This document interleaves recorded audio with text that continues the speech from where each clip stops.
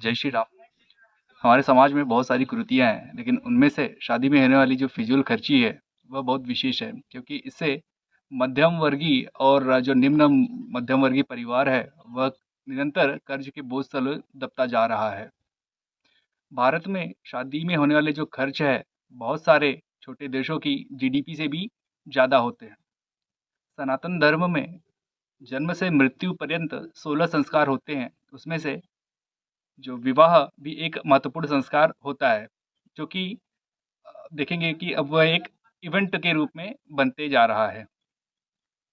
पहले विवाह में एक दूसरे को जोड़ने के लिए विधि विधान से मंत्रोच्चार द्वारा जो कार्य किया जाता था, उसे प्राथमिकता दी जाती थी, जो अब के समय में थोड़ा उसका महत्व धीरे-धीरे कम होने लगा हुआ है। पहले देखेंगे कि मेहंदी और जो हल्दी के जो कार्यक्रम हैं, वो घर में ही हो जाता था, ज़्यादा किसी को पता नहीं चलता था।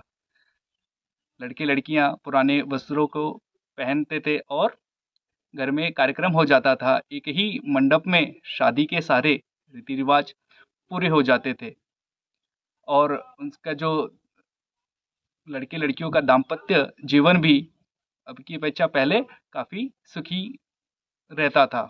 लेकिन आजकल हम देखेंगे कि इस आधुनिकता के दौर में सोशल मीडिया और ये सीरियल से प्रभावित होकर लोग एक दूसरे से बड़ा बनने के चक्कर में, अपने आप को बड़ा दिखाने के चक्कर में शादियों में बहुत सारे फिजूल खर्च होने लगे हुए हैं।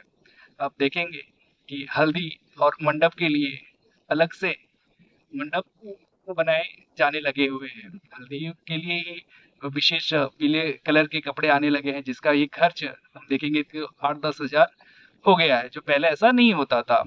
तो यह जो शादियों में जो फिजूल खर्ची होती है, जैसे अब तो सगाई के लिए भी शादी जैसा ही कार्यक्रम मंडप होता है, खान-पान की व्यवस्था शादियों जैसे ही होती है।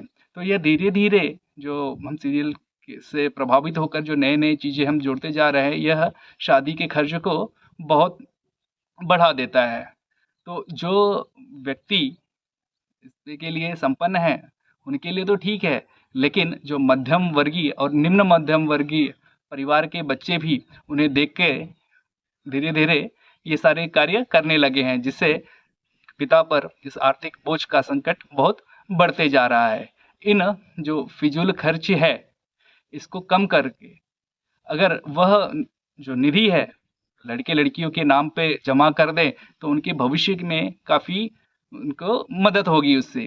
तो आजकल हम देखेंगे कि एक शादी के लिए ही लोग विशेषकर लड़कियां जो है 30-40 हज़ार का लहंगा खरीदते हैं, लड़के शेरवानी और कोट पैंट 10-20 हज़ार का खरीदते हैं एक दिन के लिए।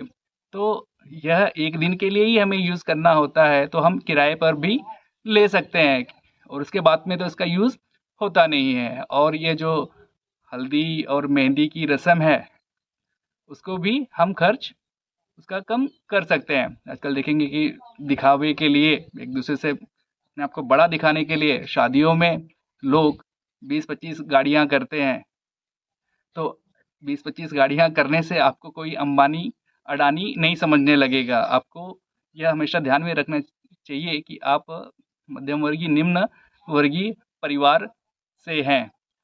पहले हम जो है शादियों का जो विधान था, विशेषकर उत्तर भारत में, वह दिन में ही भगवान सूर्य की उपस्थिति में होता था।